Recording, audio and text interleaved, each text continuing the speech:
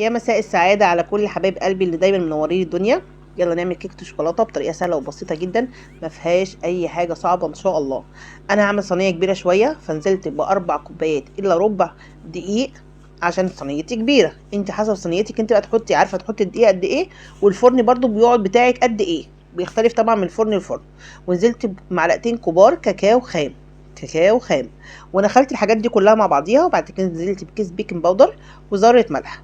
تمام، قشطه كده. اسيب بقى الحاجات الجافه كده، انا خلطتها وظبطتها مع بعضيها، واخد الحاجات السايله كلها على كبه عشان يبقى ولا اسهل من كده خالص.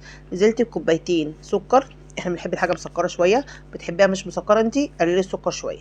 وعندي 3 بيضات، وعندي نص كوبايه زيت، وعندي هنزل بكيس طبعا فانيليا بدل في بيض. وانا حطيت صراحه معلقه سمن كمان بس ما ظهرتش هنا. ونزلت كوبايه لبن، واضرب الحاجات السايله دي كلها مع بعضيها.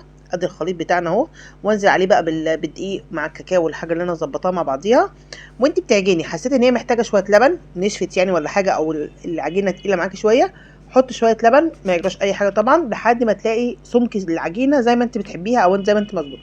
وهنا حطيتها في الصينيه بعد ما دهنتها زيت وبطنتها بالدقيق، واحطها في الفرن، واول ما تطلع من الفرن ان شاء الله هوريكم الشكل عامل ازاي.